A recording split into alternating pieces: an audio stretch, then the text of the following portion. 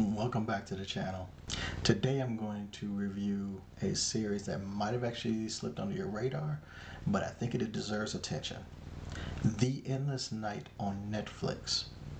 Not to be confused with Endless Night on Netflix, which actually came out last year as a supernatural thriller. This is actually based off of the real life drama in a club tragedy that happened in Brazil in 2013. Okay? So, if that intrigues you a little bit, go ahead and actually click like, share, subscribe. But I'm going to get into this review. The Endless Night premiered on Netflix January 27th. Now, it's roughly about 45 minutes each episode, and there are 5 episodes to the series. It was filmed in Brazil and originally in Portuguese, but it does have English dubbing, so you'll be able to listen if you want to in English. Who's this for? This is in the genre of crime and drama, and it's also based off of real life events and tragedy. So if you're a person that really likes to watch serialized versions of real life happenings, you're also the type of person that's targeted for this type of series. So here's the storyline that we actually have as the official storyline, and then kind of get into it. So the definitive report on the tragedy that struck the city of Santa Maria in 2013 remembers and pays homage to the 242 people killed in the fire at the Kiss nightclub. Daniela Arbex reaffirms her place as one of the most relevant journalists in the country, a veteran of breathtaking reports, twice awarded the Djibouti Prize by recreating in a sensitive and unprecedented way the events of the dawn of January 27th, 2013, when the city Santa Maria lost 242 lives at once. So that's what the official storyline is pinned as.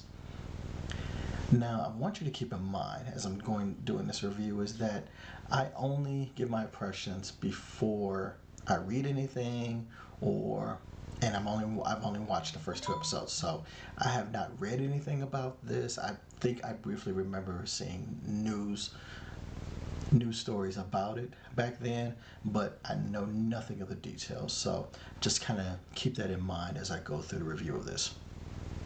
So my position first on there is if I look at this as a microcosm, is you ever have someone start telling you a story and they tell you every excruciating detail, but you don't really mind because they actually give you good details and it helps build the suspense. So that's something, one type of storytelling. Or there's another type of storytelling that people skip all the small details and they only tell the big highlights or plot points. And you're kind of like wondering, how did we get here? But you kind of get over it quickly because the highlights are so well told that you don't care about missed details. So those are your 2 types of storytelling when somebody's recreating a story that really happened. Here's the thing for me. This series attempts to tell the story both ways and not necessarily in a good way. Okay? Now, I want to be clear. What happened to these people were awful.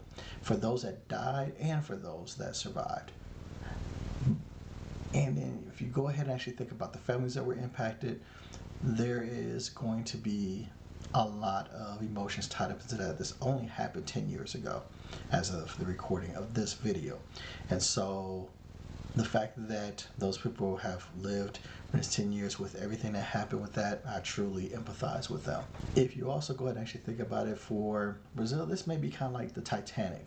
Okay, when the Titanic came out and the film Titanic came out in America, even though it had occurred 70 years prior to the movie coming out, it just rehashed some things on there because it opened up old wounds. Also, people of Britain and Ireland, or where it sailed from, to America, there was a whole lot with that, and it kind of opens up some old wounds.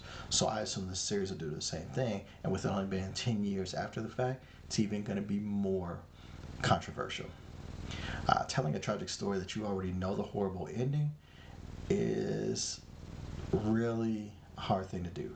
In this series, we attempt to go and actually get a little peek behind the curtain of things that happened before the tragedy happened, and then the aftermath and the fallout afterwards. The reason why I say that the series doesn't go ahead and actually tell even storytelling here is that in this type of series, I feel that the storytelling was too quick or too deliberate in most places.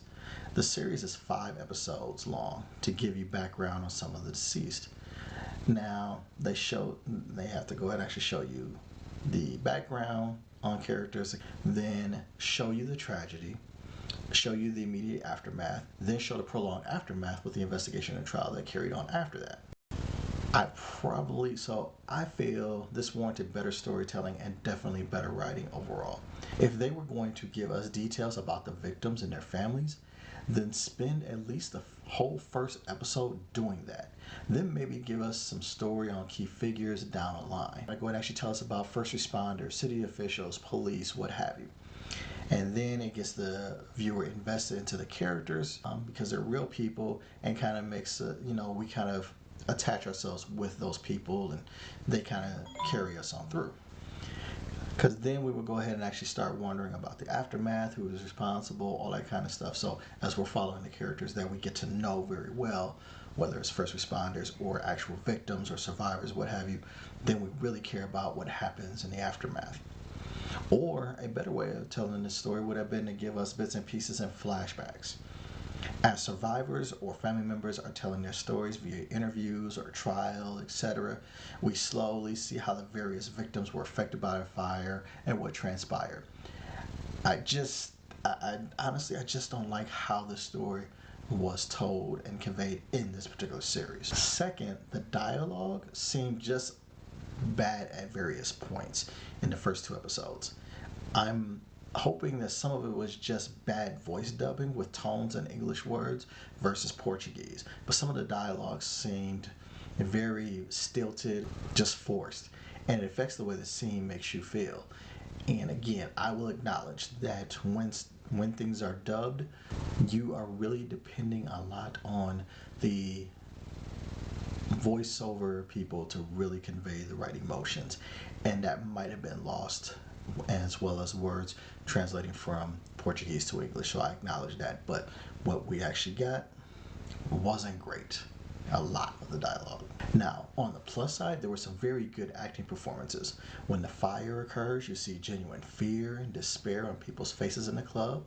The parents of those that passed away are genuinely heartfelt, and you can feel their loss. The actors of this series were very good. I wish they had more to work with, and the direction and the script to make me feel more drawn in. Again, because it's a real tragedy, I understand, and I'm going to have probably the amount of empathy that I would have in real life. But if we're going to serialize the occurrence, we need to do a little bit better job of storytelling and getting the script so that people can really feel everything about this series. So what does that give for my verdict? For people that are really about crime, real life tragedies, you are a person that really immerses yourself into those types of stories, I will say watch the whole series. So again, it's only 5 episodes, roughly about 45 minutes apiece, so not incredibly long. But the fact that this is all based on real events in Brazil, the acting is good, and I think someone who really follows situations like this won't be intrigued enough to gloss over the uneven pacing, frantic storytelling, and bad scripting. The victim stories are enough to keep interested parties engaged for people that are really into these types of stories. For my casual streamers, I'm going to offer to watch 1 episode. 1 episode is short, so it's not a big time investment, and you can see the most horrific event because it'll happen. That first episode contains a little bit of backstory and then gets into the actual tragedy. So you're going to see it, and then within that, you'll go ahead and actually figure if it's going to be something that you want to watch. Either the story, the acting is good enough for you to overcome the shortcomings, or it won't be. And at least you'll have seen what happened, and you can make the decision or quit it at the time. So again, for my mains, go ahead and actually watch the entire series. For those that are just casual viewers, give it 1 episode and see if this is for you. That's what I have for The Endless Night on Netflix. I appreciate you. You stayed for the entire thing. Awesome.